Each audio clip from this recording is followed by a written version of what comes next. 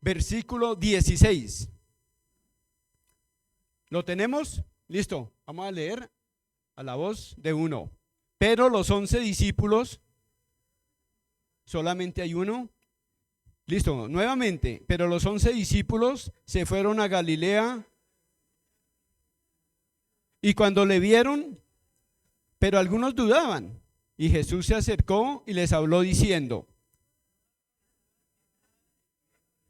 por tanto, y hacer discípulos a todas las naciones, bautizándolos en el nombre del Padre, del Hijo y del Espíritu Santo, que os he mandado. He aquí, yo estoy con vosotros todos los días hasta el fin del mundo. Amén.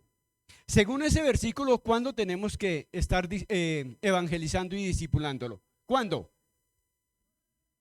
Todos los días, a todo momento, ¿cierto? Ahora la pregunta es, ¿a quiénes les corresponde hacer eso? ¿A quiénes? A los discípulos, dicen por acá. ¿A quiénes? A mí en primera persona, dígalo mi hermano, a mí, a cada uno de nosotros. Eso no es para los pastores, no es para los evangelistas, se lo está diciendo a todos los creyentes. Tenemos ese privilegio y a la vez esa responsabilidad. El mundo está necesitado del problema grave que tienen en su corazón, el pecado. Y la responsabilidad es suya y es mía. Absolutamente todos tenemos esa gran comisión. Por lo tanto, dijo el Señor, id, y creo que hay dos verbos importantes, id y haced. El id va acompañado de hacer, no solamente decir, sino hacer discípulos. Entonces, mis hermanos, y el tema, ¿ya se pueden sentar, por favor? Qué pena. El tema que estamos desarrollando, que el Señor nos permite desarrollar en este tiempo, es el evangelismo. Y quiero dejarle solamente con eso, ¿no? Recuerde que es un privilegio, una obligación para usted y para mí. A todo momento. No solamente cuando la iglesia convoca, sino por donde usted va. En el Transmilenio, cuando va por la casa, cuando llega a la panadería, a la cafetería, a su sitio de trabajo, con todas las personas que tenemos contacto todos los días. Debe ser un ADN. Ahora sí, pastor, por favor. Es que les va a hacer unas preguntas.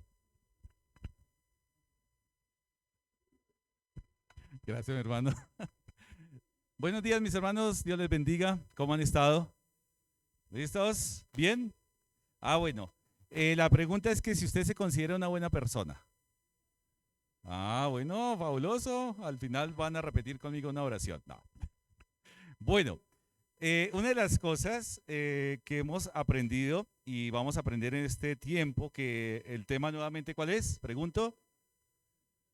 Evangelismo. ¿Tienen sueño o no? ¿Tienen los ojos cargados de sueño? ¿O no los escucho? Bueno. ¿Cómo se llama?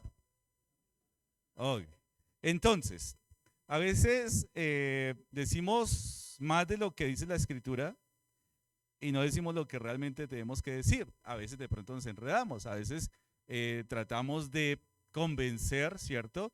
¿No le ha pasado? A veces tratamos de persuadir con nuestras propias palabras a otra persona para que pueda entender el Evangelio, ¿cierto? Una de las cosas que debemos nosotros tener en cuenta es que la palabra tiene ¿qué? Poder. Tiene poder. ¿Quién va a persuadir? Claro, el Espíritu Santo. ¿A quién ha inspirado la palabra? ¿Quién ha inspirado la palabra? El Espíritu Santo. Así que vamos a hacer un pequeño ejercicio y después, si tenemos el tiempo, lo socializamos o lo podemos hacer en grupo. Y quiero ir al pasaje de Juan capítulo 3. Juan capítulo 3. Y versículo 16. ¿Lo sabe? ¿Quién no lo sabe? Se lo saben hasta de memoria, ¿cierto? Ok. Entonces nosotros tenemos, perdón un momentico, hago esto acá.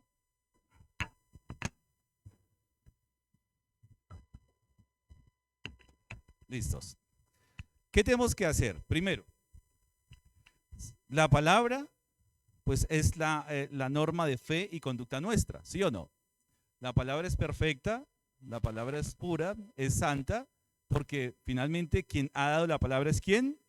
Dios, a través de hombres que han sido dirigidos e inspirados por el Espíritu Santo.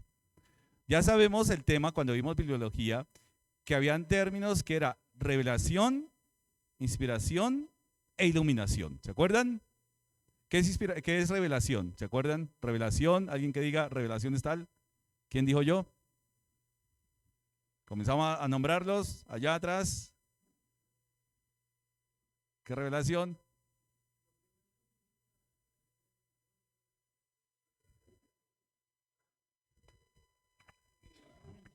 Ay, no, qué pena. Gracias. Revelación, lo que Dios comunica al hombre a través de varios medios, la palabra o por las enseñanzas que nosotros recibimos y también en otra época por los sueños, las visiones, todas las cosas que Dios hacía, como dice en Hebreos 1 hasta el 3, que Dios hablaba en otro tiempo de muchas maneras, de muchas formas. Okay. Hoy en día Sí. solamente es por el Hijo. Y eso ahí nos va revelando y la inspiración también. Perfecto. ¿Cómo sabemos cómo el mundo fue creado? Por la palabra. Y eso, ¿quién estuvo ahí en la creación? ¿Cierto? Adán, pero Adán no escribió. Tuvo que haber sido, ¿cierto? Tuvo que haber sido ¿cómo? Por revelación. Dios reveló a quién para que escribiera Génesis. A Moisés, ¿cierto? O sea, Moisés tuvo que recibir la revelación y la inspiración, ¿para qué? Para registrar de manera escrita lo que Dios le inspiró y donde él no estuvo, ¿cierto? Moisés no estuvo en la creación, pero entendemos por fe cómo el mundo ha sido constituido por la palabra de Dios. Eso es lo que entendemos. Viene después el tema de la inspiración, que cómo Dios guía, ¿cierto?, al hombre para que registre lo que él mismo quiere que registre, ¿cierto? Es la inspiración. Y hoy, ¿qué tenemos? La iluminación, ¿cierto? La iluminación. Entonces, hoy no pedimos por revelación, la revelación ya está. No pedimos por inspiración, la inspiración ha sido el medio para registrar la palabra. Hoy pedimos ¿por qué? Iluminación, es decir, el conocimiento de la palabra, el entendimiento de la palabra y la aplicación de la palabra. Acordémonos, y yo quiero insistir y recordar que sana doctrina no solo se reduce a una buena enseñanza, que la sana doctrina es ¿qué?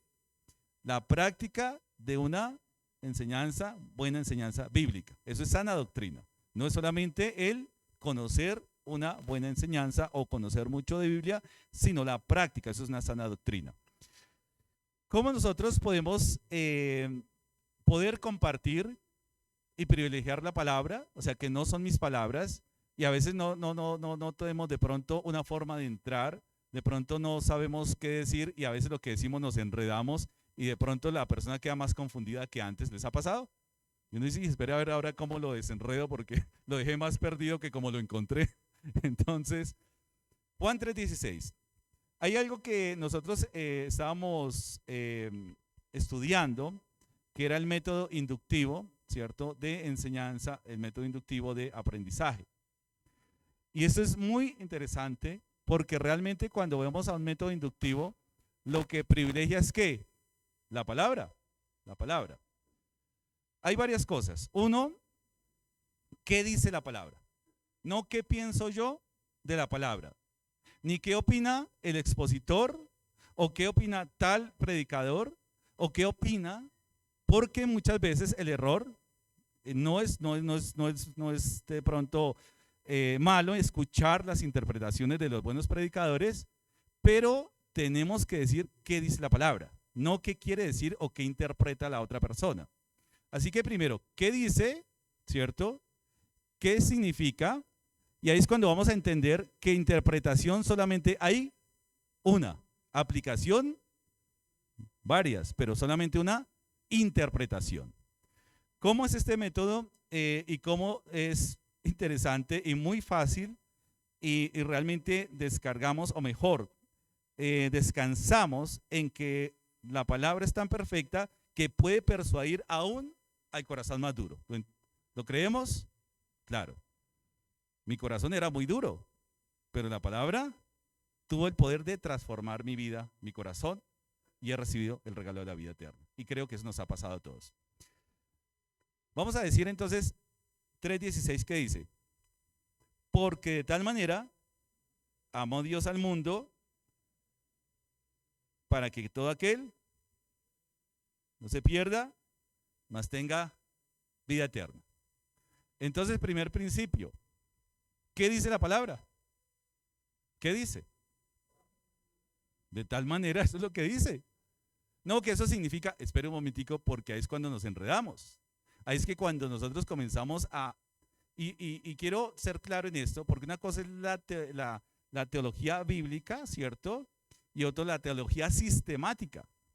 Entonces, a veces cuando nos enredamos en la teología sistemática, ahí es cuando se generan diferentes líneas de pensamiento y eso es como, y comienza a haber tensión en la interpretación y aplicación de la Biblia, ¿cierto? Tenemos que privilegiar primero lo que dice. ¿Y qué dice ahí? Pues porque de tal manera, o sea, no hay nada que agregarle, eso es lo que dice, no hay otra cosa que diga ahí en ese versículo. De tal manera amó que, ¿quién? Dios al mundo, que ha dado a su Hijo unigénito, para que todo aquel que en él cree no se pierda, mas tenga vida eterna. Entonces, cuando compartimos, nosotros le podemos decir a una persona, lee tú acá, yo no lo voy a leer, léelo tú. ¿Qué dice? Y la persona que va a decir, pues va a tener que leer lo que está ahí y no va a tener que otro chance de leer otra cosa. Y ahora viene, ¿sí? El primer paso es, ¿qué dice? ¿Qué dice el versículo? ¿Sí? ¿Qué dice? El segundo paso es interpretar. Y la interpretación se hace por medio de preguntas. Y ahí es cuando entendemos por qué solamente puede haber una interpretación y no varias interpretaciones. Y la interpretación es hacerle ¿qué? Preguntas al texto. Pero la interpretación es hacerle preguntas al texto que el mismo texto ¿qué? Responda. Y es algo tan fácil que a veces lo pasamos por alto. Primera pregunta, ¿quién amó? ¿Dónde lo dice? Ahí lo dice. Usted no puede poner que el mundo fue el que amó. Usted no puede poner que el arcángel Miguel ¿cierto? Amó. El texto mismo le está enseñando quién amó. ¿Quién amó? Dios. Una sola interpretación. O sea que no hay manera de interpretarlo de otra manera porque es que el mismo texto me está respondiendo a la pregunta de quién amó. ¿Sí? O sea, es sencillo, pero es tan sencillo que lo pasamos por alto. Y esas son las preguntas que tenemos que hacerle a la persona a la cual, o sea, estamos hablando de un método inductivo para predicar el evangelio. Y uno le hace preguntas a la misma persona. Y uno dice, no, ¿qué tú entiendes? ¿Qué dice el texto? ¿Cierto? A ver, ¿qué te dice ahí? ¿Quién amó? Y la persona no tiene otra. El que amó fue Dios. Segunda pregunta, ¿a quién amó Dios? A eso es lo que dice, ¿cierto? Al mundo. O sea, son preguntas que efectivamente las encontramos en el mismo texto, que no hay otra. La persona tendrá que responder lo que está ahí. Eso es método, algo inductivo, ¿cierto? Que la misma letra, la misma palabra está respondiendo las mismas interrogantes. Y esto va a hacer que nosotros descansemos ¿por qué? Porque la persona comienza a entender que efectivamente la palabra la está hablando, le está hablando a su vida y que no es tan complicado entender la palabra, sino que la misma palabra comienza a hablarle a su vida. ¿Sí vamos ahí? O sea, yo no tengo que ponerme a la teología sistemática, es buena porque nos ayuda a organizar ciertas doctrinas, pero acá no dice, es que el mundo dice tal cosa. No vamos a hablar en teología sistemática. Para unos el mundo quiere decir solamente el mundo de los creyentes, para un mundo quiere decir el mundo general. Y ahí viene la de Troya. Porque finalmente acá lo que dice, respete el texto, respételo, ¿cierto? ¿A quién amó Dios? Al mundo, ¿cierto? ¿Y qué dice acá? ¿A quién ha dado Dios? a su Hijo unigénito. Él no ha dado a los ángeles, Él no ha dado a los pastores, Él no ha dado a los apóstoles. El texto mismo que dice que dio a su Hijo unigénito. ¿Qué más dice? ¿Qué otra pregunta se les ocurre que se puede hacer al texto para que qué? ¿Qué otra pregunta? ¿Cómo amó? ¿Cómo amó? Perfecto. ¿Qué otra pregunta? Otra pregunta que podamos en ese versículo. ¿Para qué? ¿Para qué? ¿Para qué? Perfecto. Otra pregunta. ¿Cuándo? ¿Cierto? Entonces, fíjense ustedes que de un texto podemos tener varias preguntas que a veces pasamos por alto. A veces pasamos por alto. Es decir, que el método, ¿cierto?, va a ser muy seguro porque lo que hacemos es centrar a la persona que no conoce de la Biblia y la estamos centrando en que realmente conozca la Biblia en los términos de la Biblia, ¿cierto? En los términos de la Biblia. Vamos acá entonces. ¿Alguna pregunta? ¿Algún aporte más? Eso se llama método inductivo. Primero, ¿qué dice el texto? ¿Cierto? ¿Qué dice? ¿Qué significa? Esa es interpretación. Y ahora aplicación, ¿cierto? Ahora aplicación. Y esa aplicación tendrá que ver con el resultado que la palabra produce en mi vida. ¿Cómo aplico esta palabra? ¿Cómo entiendo el amor de Dios para mi vida al día de hoy? No cómo lo interpretan los expositores bíblicos, sino cómo la Biblia me lo habla de manera clara, ¿cierto? Escuchar expositores, escuchar la predicación. Hoy en día la información está a la orden del Face, a la orden del YouTube, y no es malo. Yo lo he enseñado en varias veces, no es malo. Pero cuando no hacemos el ejercicio por nuestra propia cuenta, es como cuando el chef nos explica la comida gourmet y simplemente tenemos, cierto, que escuchar, pero no deleitarnos en probarla. Cuando hacemos el ejercicio de degustar la palabra por nuestra propia cuenta, sin escuchar, ¿cierto?, sino en relación con el Señor y hacerle preguntas al texto que el mismo texto nos contesta, pues es fabuloso. Eso va a quedar muy en nuestro corazón. ¿Por qué? Porque comenzamos, Dios nos da a descubrir cosas a veces tan sencillas y que a veces nos complicamos tanto en nuestras teologías, en nuestras doctrinas, que enredamos el evangelio. Y entonces terminamos en dos caminos: un evangelio demasiado y para hipertensos, muy salado, todo es infierno, o un evangelio que produce cristianos diabéticos, todo es dulce. Entonces hay una línea por acá, otra línea por acá, chocan las líneas y descuidamos efectivamente lo que dice la palabra. Lo que dice la palabra. A mí me gusta mucho el ejemplo de Jesús y la mujer samaritana, ¿cierto? Y la mujer samaritana, ¿qué dice? Entonces la mujer samaritana, quiero ver a ese capítulo 4. Son formas de evangelizar. Entonces fíjense lo que dice el texto, y acá no nos estamos metiendo en camisa de 11 varas tratando de interpretar lo que dicen los expositores reformados, o los que dicen los arminianos, o lo que dicen, no. Esas son teologías sistemáticas. Y hoy en día, fíjense que el gran peligro en donde nosotros estamos expuestos hoy en día es que hay varias líneas de pensamiento que se han involucrado en la iglesia, en las iglesias. Hay teologías judeocristianas o mesiánicas que han hecho estragos en las iglesias, ¿cierto? Han hecho estragos. Doctrinas demasiado, digamos, hipercalvinistas, por decir algo, que han hecho estragos también en las iglesias fundamentales. ¿Por qué? Porque sencillamente a veces lo que hacemos es repetir lo que una persona dice y somos ecos pasivos de una enseñanza sin procesar esa enseñanza. Somos ecos pasivos. Acordémonos que cuando Pablo está predicando en Berea, la gente de allá es el ejemplo y el modelo de una iglesia responsable con la palabra. ¿Qué hace? La iglesia en Berea no dice, uy, Pablo, no, si lo dice Pablo, póngale la firma. Póngale la firma, ¿cierto? Tristemente hoy pasa eso, que si lo dice tal expositor, póngale la firma. Ah, eso es dogma de fe. Eso no hay nada que alegar porque este hombre sabe mucho de palabra. Mis hermanos, un hombre que tiene muchos seguidores, hace poco, tristemente, yo les comentaba, un hombre que tiene muchos seguidores porque supuestamente es documentado, investigador, historiador, lo que usted quiera, y se atrevió a decir que el año, no sé, venía Jesucristo, era la segunda venida de Jesucristo. Entonces, mis hermanos, el modelo de Berea es muy tenemos que tenerlo muy presente, porque es el modelo de una iglesia responsable. Es una iglesia que no es eco pasivo de un expositor, de un maestro, sino que finalmente está ratificando lo que se dice acá. Y nosotros esperamos que hayan iglesias responsables de la palabra y con la palabra. Vamos entonces, ¿cierto? Entonces, método inductivo, lo que dice y lo que se interpreta y cómo se aplica. ¿Listo? ¿Qué dice la palabra? Eso dice y no dice nada. No se ponga, y atención mis hermanos, porque a veces tratamos de interpretar y aplicar teologías sistemáticas a la evangelización. Y eso es peligroso, porque podemos nosotros estar afectando la decisión eterna de una persona.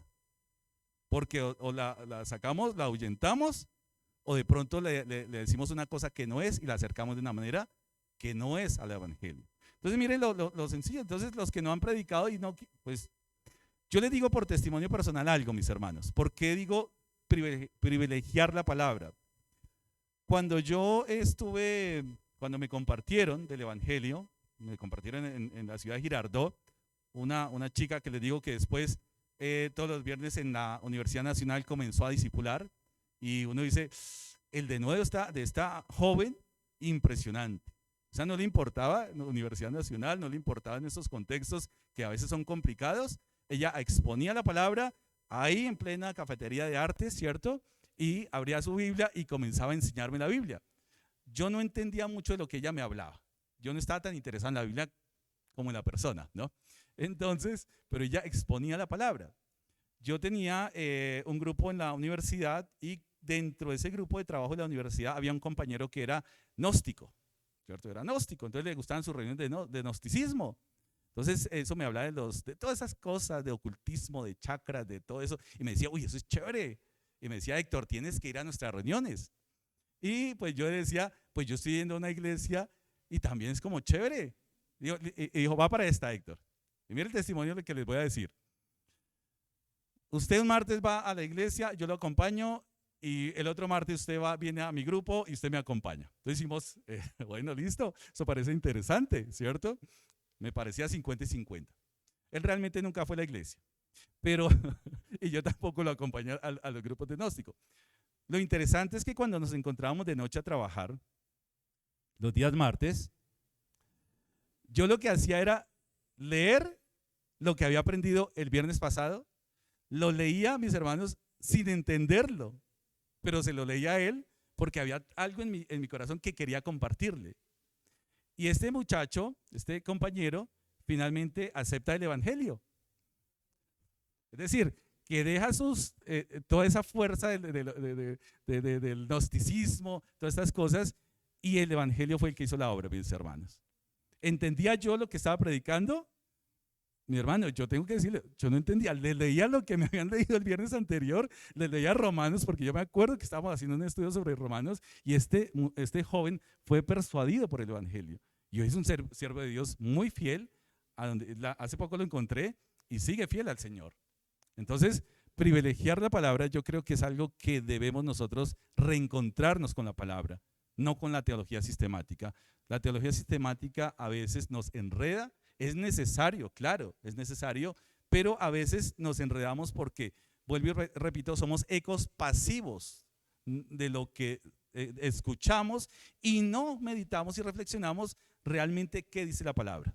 Eso es triste, hay mucha información y a veces las personas y los mismos creyentes dentro de las iglesias pelean por teologías sistemáticas y no por sus convicciones. Eso es peligroso, eso sí trae división. Me gusta mucho el pasaje de la mujer samaritana, capítulo 4. Dice Jesús y la mujer samaritana. Juan, capítulo 4, Jesús y la mujer samaritana.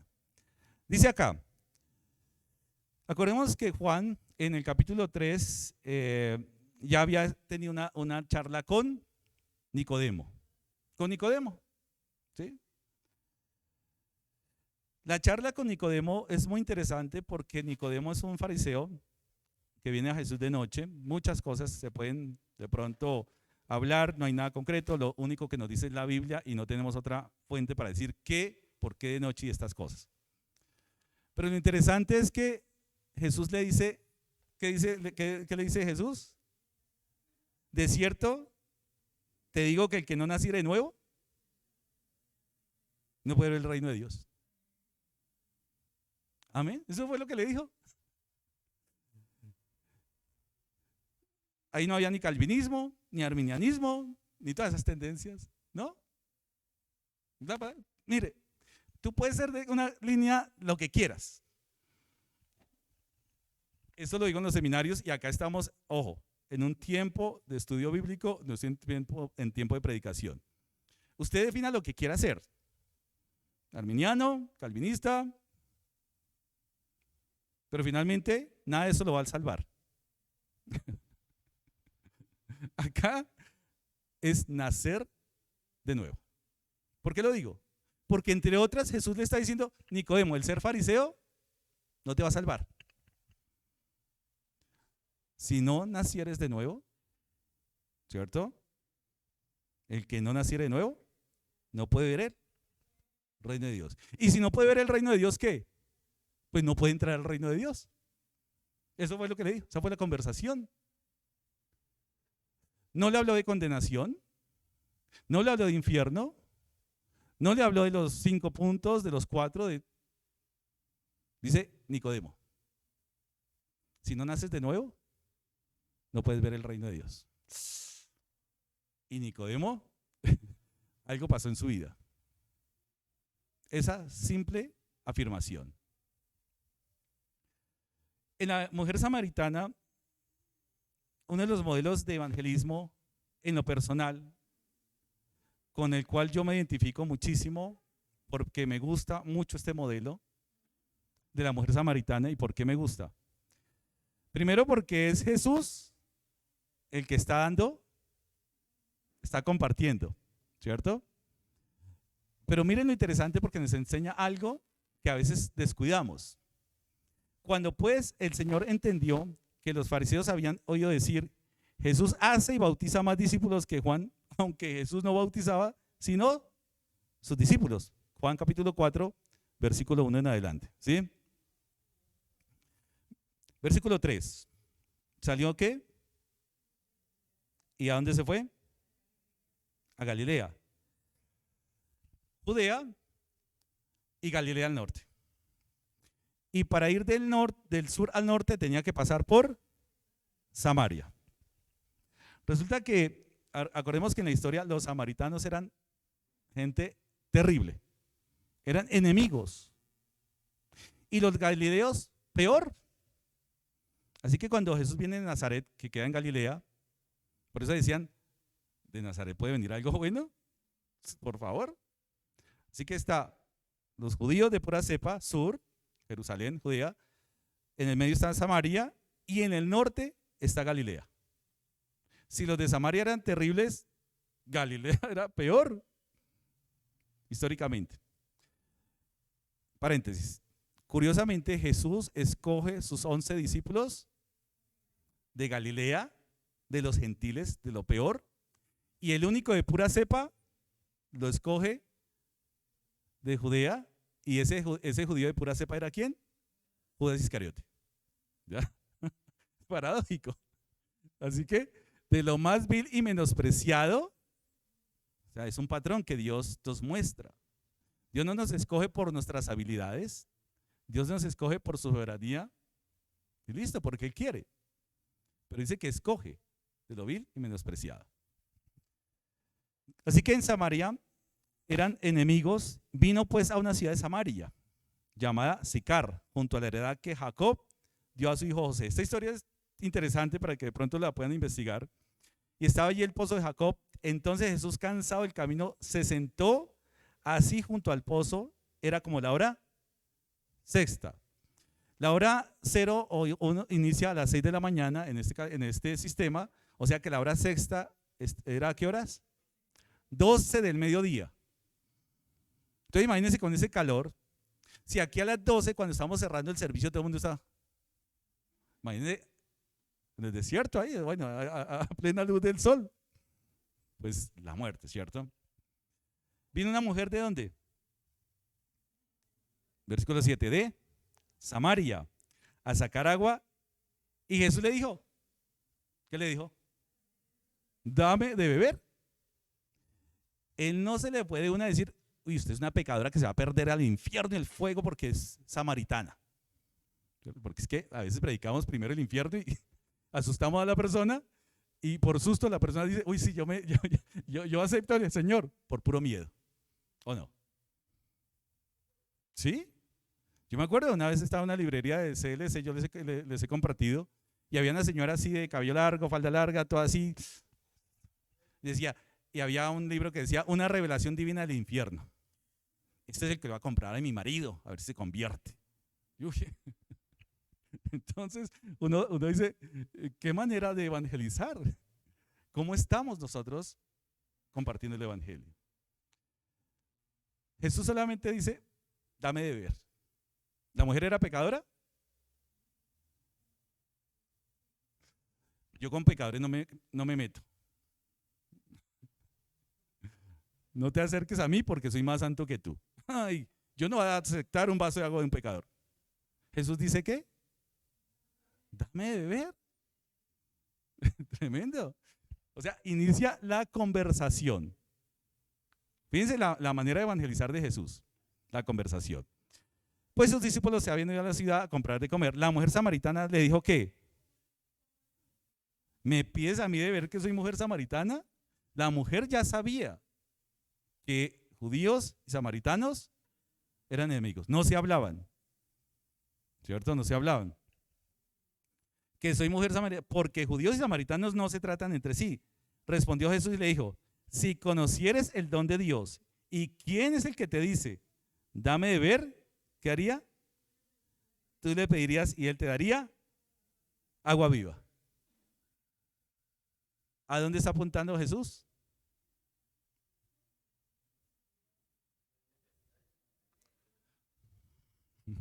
¿Vamos? ¿A dónde está apuntando Jesús?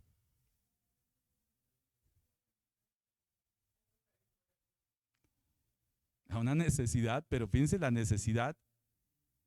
¿Tú qué? Muy interesante que nosotros podamos identificar la verdadera necesidad de la persona y acercarnos porque entendemos que la verdadera necesidad de una persona es el agua de vida. Es la necesidad. Yo no quiero que ella haga una decisión ciegamente. Y a veces ustedes entenderán que en otros contextos sacan a las personas a la fuerza para hacer una oración de fe, la hacen y se van engañados. Jesús está hablando algo, un diálogo muy ¿qué? Natural, pero intencional. Muy natural. Jesús no se va directamente a señalarla. Jesús no se va no, es decir, Jesús nos está enseñando cómo nosotros conectamos con las personas. Las personas tienen necesidades. Tienen necesidad. Y a veces simplemente queremos exponer algo sin entrar y sin conocer la necesidad real de esa persona. Compartimos, llevamos, pero desconocemos que le estamos predicando a personas que son imagen y semejanza de Dios, distorsionar la imagen, pero son criaturas que son de Dios, imagen y semejanza. Como dice, aún son imagen y semejanza. Que tienen necesidades como usted y como yo. Y a veces es lo que uno ve en Jesús. La mujer le dijo, Señor, no tienes con qué sacarla y el pozo es hondo. ¿De dónde pues tienes el agua viva? ¿Qué dice versículo 12?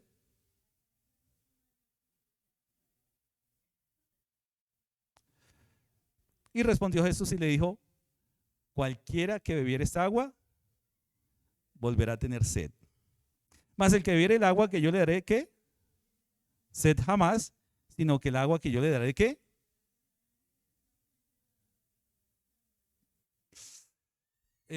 Miren, ¿qué tal sería lo puntual que la respuesta de la mujer efectivamente fue en respuesta a cómo Jesús identificó su necesidad. ¿Qué dijo la mujer? Dice ahí, dame esa agua para que no tenga yo sed, ni venga aquí a sacarla. Entonces es una ilustración porque está hablando de una necesidad física, pero está, ¿cierto?, hablando de una necesidad real. Algo tan natural. Jesús está enredando con teologías o con sistemas. No. No tenemos nosotros que perder la noción de que cuando hablamos personas, hablamos con personas necesitadas. Necesitadas. De que no estamos exponiendo algo que nos parece, sino que la misma respuesta de la persona va a darnos evidencia de que sí realmente está entendiendo lo que le estamos predicando. La mujer le dijo, Jesús le dijo, ve. Ahora mire lo interesante, es que Jesús nos enseña. Jesús no le dice, tú eres una adúltera perdida y pecadora que te vas al infierno. ¿Qué dice Jesús? Y ven acá. ¿Sí? Jesús lleva a que la misma mujer se confronte con su pecado. Ella misma tiene que identificar, ¿cierto? Y la lleva. Y dice acá, no tengo marido. No tengo marido. Jesús le dijo, ¿qué? Porque 5 maridos has, ¿qué? Y el que ahora tienes, esto has dicho con verdad. Así que es llevar a la persona a que la misma persona sea confrontada y no tenemos que señalarle, sino que la misma persona, por el poder de la palabra, se confronte con su pecado. Nosotros conocimos una hermanita muy querida, no sé si alma bendita, bueno, no sé. Que una vez, y yo lo digo porque alguna vez lo dije y yo se lo he dicho a ella, cuando y bueno, no se lo dije, el día decía, pastor, yo le compartí, y era una mujer entregada a compartir tratados de los que nosotros hacemos. Pastor, necesito más tratados porque ya se me acabaron. Y yo no se sabía si decía darle más o no, porque así nadie va a venir a la iglesia. Y a veces es el riesgo. Entonces decía, me comentaba una anécdota, no, es que ahora las mujeres no saben vestirse. Mire, eso muestran todo. Y yo le di un tratado a una joven en el parque. Y le dije, mire, se está vistiendo como una cualquiera. Tome para que se convierta. Y mire, ni siquiera vino hoy al servicio y yo la invité. Le digo, mi hermana, ella no va a volver, no va a venir, no está interesada en venir. Digamos, entonces, no sabemos sabiamente cómo entrar a las personas. Nos falta sabiduría. Y Jesús, y mire lo sencillo, a mí me gusta mucho el tema de Jesús porque no nos entra en sistemas y lo que estamos aplicando y lo que estamos viendo y lo que es lo de la Biblia. Es decir, privilegiar la Biblia. Uy, se va a perder y se va al infierno. No. Es hacerle sentir, mire, mis hermanos, cuando el hombre cae, a veces es un poco confuso, pero quiero que lo entiendan, que lo entendamos. Dios no pierde su gloria cuando el hombre cae en pecado. No pierde su gloria. Pero el hombre en su pecado entiende su necesidad que antes no era fácil entender. ¿Me explico? Por decir algo. Ahora el pecado trae dolor. Si no hay dolor, no hay la necesidad de una sanidad. Ahora, ¿a quién recurre el hombre en medio del dolor? A Dios. Es decir, que el pecado hace que en la persona y el corazón del hombre sienta la necesidad de. Dios no pierde la gloria. Va a permanecer en su gloria poderosa. Pero el hombre, en su pecado, entra en una esfera, ¿cierto?, de necesidad. Si yo no tuviera necesidad o si yo no sintiera hambre, no tendría necesidad de alimento, ¿cierto? Entonces, esto es lo que nos hace ver la necesidad, el pecado me hace ver la necesidad de un ¿qué? Salvador. De un Salvador. Porque 7 maridos, que dice acá, perdón. ve, llama a tu marido, ven acá, respondió la mujer, y no tengo marido. Jesús le dijo, bien has dicho, no tengo marido, porque 5 maridos has tenido. ¿Y el que ahora tienes qué? Le dijo la mujer, Señor, me parece que eres profeta. Y comienza esta mujer. Ahora usted imagínese esta mujer, ¿qué va a hacer? Nuestros padres adoraron en este monte y vosotros decís que en Jerusalén es el lugar donde se debe adorar. Jesús le dijo, mujer, ¿qué dice acá? 21. Créeme que la hora viene cuando ni en este monte ni en Jerusalén adoraréis al Padre. Entonces, como Jerusalén tenía un centro de adoración, Samaria también tuvo otro centro de adoración. Bueno, acá también podemos adorar. Jesús le dice algo interesante. Mas la hora viene y dice, Dios es espíritu, mas la hora viene y ahora es cuando los verdaderos que adorarán al Padre porque también el Padre, Dios es espíritu, y los que le adoran en espíritu y en verdad, es necesario que adoren. Que adoren. Suficiente compartir. Lo que buscamos al compartir es que haya adoradores, que adoren en espíritu y en verdad. Que adoren en espíritu y en verdad. Dice, le dijo la mujer, sé que ha de venir el Mesías llamado el Cristo. Cuando Él venga, nos declarará todas las cosas. O sea que ella ya sí estaba esperando, o sea, sí conocía. Pero dice acá Jesús le dijo que yo soy el que habla contigo. Esta mujer se persuadió del evangelio. ¿Qué opinan? ¿Se convirtió? ¿Qué opinan? ¿Por qué?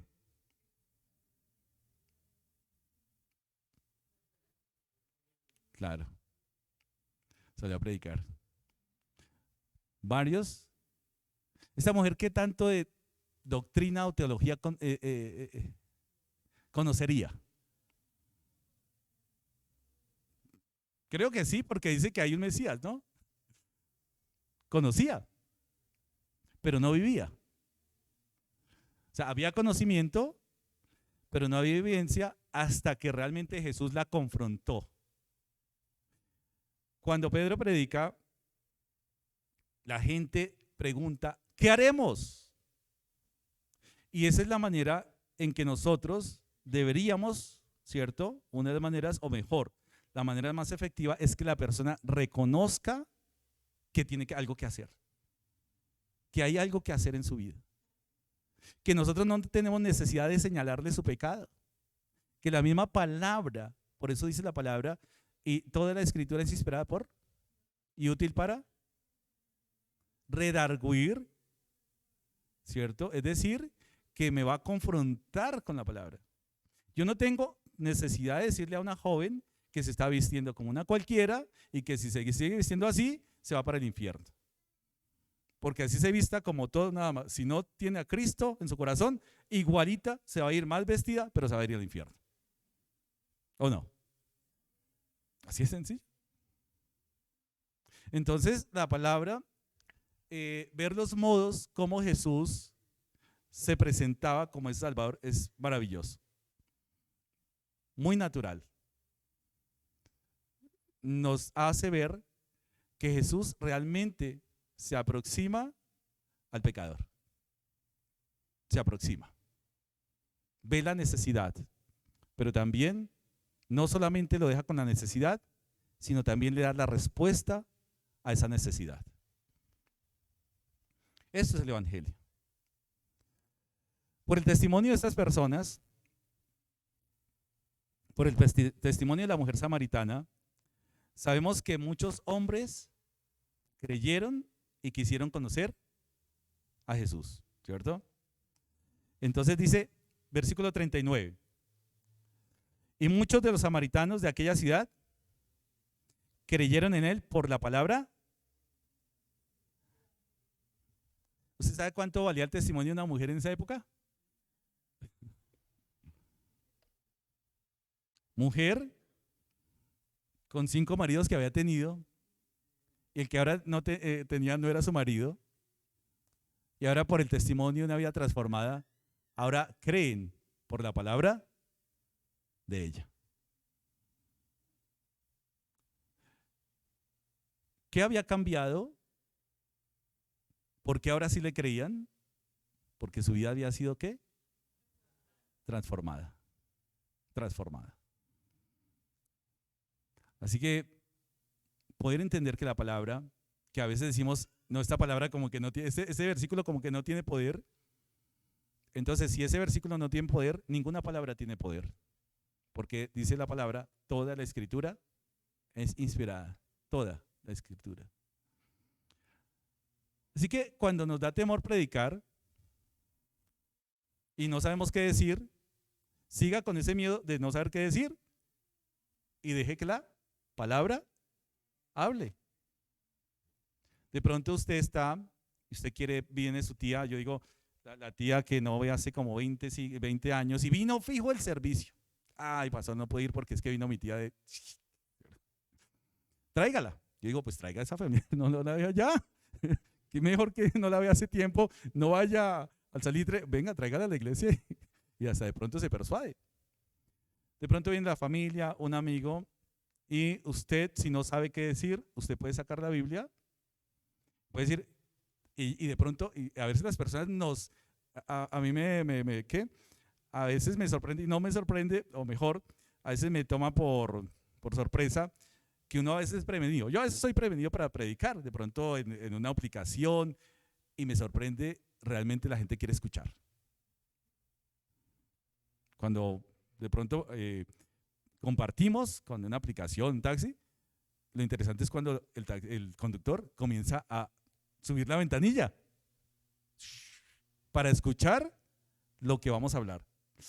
Eso muestra interés. O sea, las personas, mis hermanos, tenemos que entender que sí tienen necesidad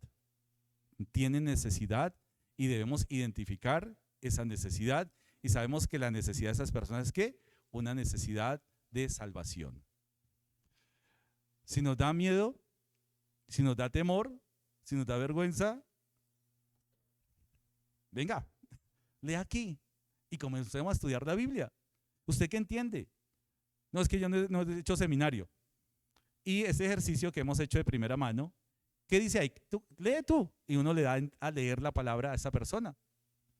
Y le hace preguntas que estén contestadas en la misma palabra.